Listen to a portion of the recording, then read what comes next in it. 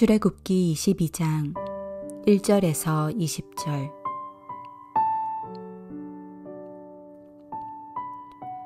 사람이 소나 양을 도둑질하여 잡거나 팔면 그는 소 한 마리에 소 5마리로 갚고 양 한 마리에 양 4마리로 갚을지니라.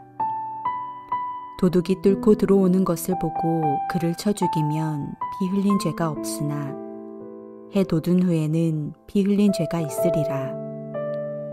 도둑은 반드시 배상할 것이나 배상할 것이 없으면 그 몸을 팔아 그 도둑질한 것을 배상할 것이요.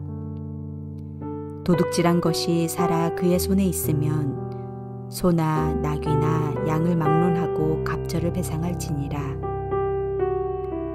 사람이 밭에서나 포도원에서 짐승을 먹이다가 자기의 짐승을 놓아 남의 밭에서 먹게 하면 자기 밭에 가장 좋은 것과 자기 포도원에 가장 좋은 것으로 배상할지니라.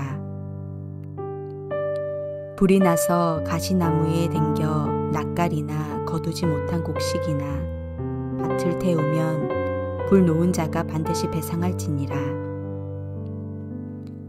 사람이 돈이나 물품을 이웃에게 맡겨 지키게 하였다가 그 이웃집에서 도둑을 맞았는데 그 도둑이 잡히면 갑절을 배상할 것이요. 도둑이 잡히지 아니하면 그 집 주인이 재판장 앞에 가서 자기가 그 이웃의 물품에 손댄 여부의 조사를 받을 것이며 어떤 이른 물건, 즉 소나 나귀나 양이나 의복이나 또는 다른 이른 물건에 대하여 어떤 사람이 이르기를 이것이 그것이라 하면 양편이 재판장 앞에 나아갈 것이요.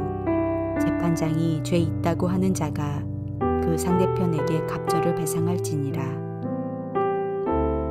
사람이 나귀나 소나 양이나 다른 짐승을 이웃에게 맡겨 지키게 하였다가 죽거나 상하거나 끌려가도 본 사람이 없으면 두 사람 사이에 맡은 자가 이웃의 것에 손을 대지 아니하였다고 여호와께 맹세할 것이요. 그 임자는 그대로 믿을 것이며 그 사람은 배상하지 아니하려니와 만일 자기에게서 도둑 맞았으면 그 임자에게 배상할 것이며 만일 찢겼으면 그것을 가져다가 증언할 것이요. 그 찢긴 것에 대하여 배상하지 아니할지니라. 만일 이웃에게 빌려온 것이 그 임자가 함께 있지 아니할 때에 상하거나 죽으면 반드시 배상하려니와 그 임자가 그것과 함께 있었으면 배상하지 아니할지니라. 만일 새낸 것이면 새로 족하니라. 사람이 약혼하지 아니한 처녀를 꾀어 동침하였으면 납폐금을 주고 아내로 삼을 것이요. 만일 처녀의 아버지가 딸을 그에게 주기를 거절하면 그는 처녀에게 납폐금으로 돈을 낼지니라. 너는 무당을 살려두지 말라. 짐승과 행음하는 자는 반드시 죽일지니라. 여호와 외에 다른 신에게 제사를 드리는 자는 멸할지니라.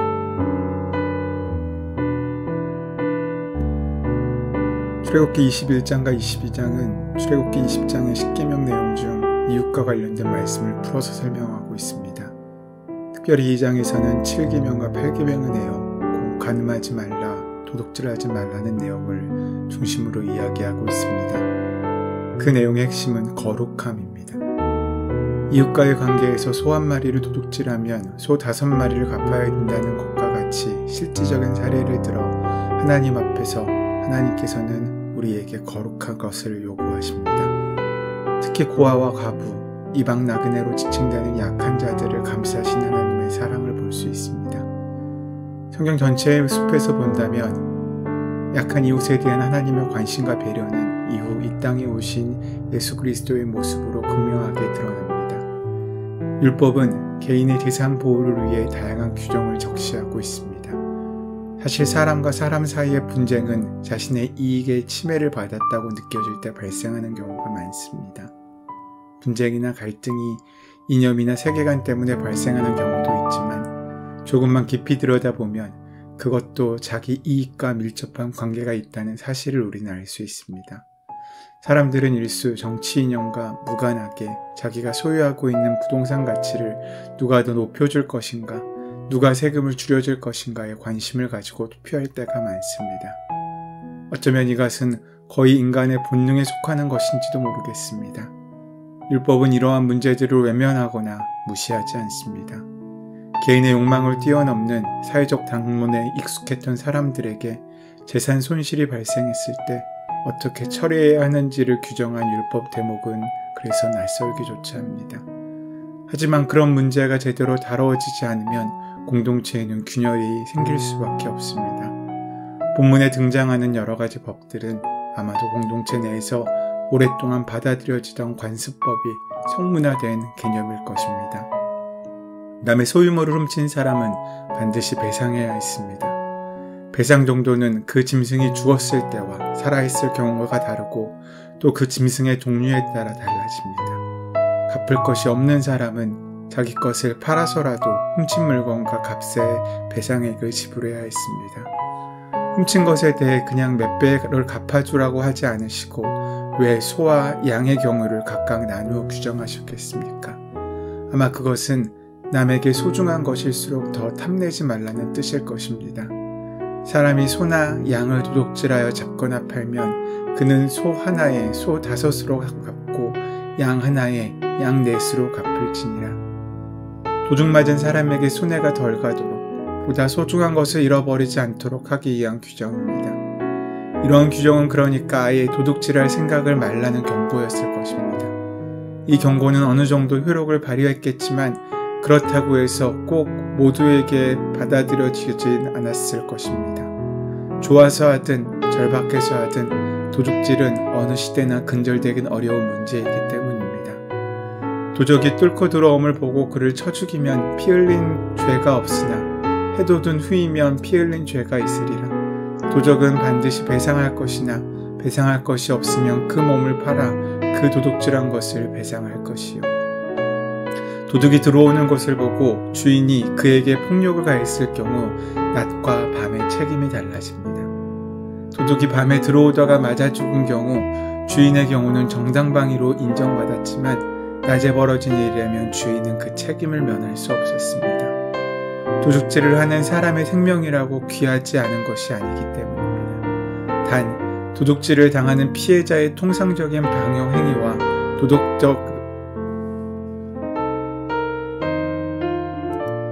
도둑질을 당하는 피해자의 통상적인 방어 행위와 도덕적인 생명을 비교 형량하여 어두울 때와 밝을 때를 나누어 규율하고 계신 것입니다. 이로써 도적이든 도둑질을 당하던 사람이든 소중한 생명을 서로 지켜주기를 바라신 것입니다. 우리나라의 형법에도 이러한 정신의 근거를 둔 규정을 볼 수 있습니다. 성경이 정당방위에 대한 기본 원리를 제공하고 있다는 것을 증명해주는 이 규절은 참으로 귀한 말씀입니다. 부득이함을 인정하면서도 도둑의 생명을 보호해주려는 배려가 돋보이는 것입니다. 도둑이라고 해서 함부로 대해서는 안 된다는 것입니다. 짐승을 놓아 먹이는 도중 그 짐승이 남의 밭에 들어가 곡식을 먹는 경우에도 배상해야 하고 봉충의 예방을 위해 놓았던 불이 남의 밭에 붙어서 거두지 못한 곡식이나 그 밭을 태울 경우도 배상해야 했습니다. 잠시 이웃에게 맡겨주었던 돈이나 물품이 사라진 경우 도둑을 잡으면 그에게 배상 책임을 물으면 되었지만 도둑이 잡히지 않을 경우에는 재판관 앞에 나아가 판단을 구해야 했습니다. 낙이나 소나 양이나 다른 짐승을 이웃에게 맡겼는데 그것이 죽거나 상하거나 없어진 경우에도 여러 가지 경우를 따져 배상 책임을 물을 수 있었습니다. 그것이 우발적으로 일어난 일이든지 부주의로 일어난 일인지를 온전히 따져봐야 했습니다. 앞에서 이야기한 규정들이 재산상의 문제를 다루었다면 16절부터 나오는 규정들은 공동체 안에서 지켜야 될 인간관계와 도덕법을 다루고 있습니다. 약혼하지 않은 처녀를 꾀어 동침했을 경우 납폐금을 주고 아내를 삼아야 했고 처녀의 아버지가 그를 싫어하면 납폐금만 내면 되었습니다. 흥미로운 것은 혼전, 성관계를 대한 미풍양속을 깼다고 하여 엄중한 책임을 묻지 않았다는 사실입니다. 마치 그런 일이 있을 수도 있다는 듯 태연하게 성경은 기록하고 있습니다. 죽어야 할 죄도 열거되어 있습니다. 무당, 짐승과 행음하는 자, 여호와 외에 다른 신에게 제사 드리는 자는 반드시 멸해야했습니다. 이들은 모두 야훼 신앙을 훼손시키는 부류에 속하기 때문입니다. 무당은 혼련과 접신한 후 미래를 예언하거나 운명을 바꿀 수 있다고 함으로써 이스라엘 백성들을 미혹할 가능성이 있었기에 그들은 엄격하게 배제되었습니다. 사울의 경우를 기억해 본다면 블레셋과의 일전을 앞두고 사울은 두려움에 사로잡혔습니다. 하나님께 엎드려 뜻을 구했지만 하나님께서는 응답하지 않으셨습니다. 그러자 사울은 엔돌의 무녀를 찾아가서 이미 세상을 떠난 사무엘을 불러달라고 부탁합니다. 그는 스스로 신접한 자와 박수를 멸절하였으면서도 궁지에 몰리자 무당을 찾아간 것입니다. 수가는 또한 상동 도덕의 타락으로 간주되기도 했지만 그것을 넘어서 종교적인 이유도 가지고 있었습니다. 그리스나 로마 신화에서 반인반수의 신들이 많이 등장합니다. 황소머리를 가진 미노타사우루스, 얼굴이 사람이고 몸통은 염소인 사티로스를 떠올리면 될 것입니다. 그리스 신화에서 신들이 짐승의 모습으로 변해 눈여겨보았던 대상들과 관계를 맺는 이야기가 많습니다. 다른 신에게 제사 드리는 행위는 제1계명을 어기는 일이었기에 엄격하게 다루어질 수밖에 없었습니다. 이런 믿음의 양태는 야훼 신앙과 무관합니다. 문제는 하나님을 믿는다고 하면서 여전히 우리가 어떤 사람들 중에는 이러한 신앙관을 가지고 있는 사람들이 존재한다는 사실입니다. 오늘 우리는 누구를 가까이 하고 있고 누구에게 무릎 꿇고 있습니까? 하나님께서는 그 무릎이 하나님께만 드려지고 하나님만 붙잡고 살아간 우리가 되기를 소원하십니다. 하나님께서 원하시는 그 한 사람으로 서기 위하여 오늘 우리의 삶을 거룩하고 정결케 만드시는 은혜가 함께하게 되시기를 소원하고 축원합니다. 은혜의 주님, 우리의 삶의 하나하나가 하나님께서 원하시는 복된 삶이 되게 하시옵고 우리의 삶에 죄가 있다면 그 대가를 지불할 수 있는 책임있는 신앙인의 삶을 살 수 있도록 인도하여 주시옵소서. 우리 주 예수 그리스도의 이름으로 기도드립니다. 아멘. 이제 오늘 허락하신 말씀을 함께 깊이 묵상하심으로써 오늘 나에게 주시는 말씀으로 만나게 되시기를 바랍니다. 우리의 삶의 모든 문제와 간구를 하나님께 온전히 맡기시고 함께 기도하는 시간 가지도록 하겠습니다. 함께 기도합니다.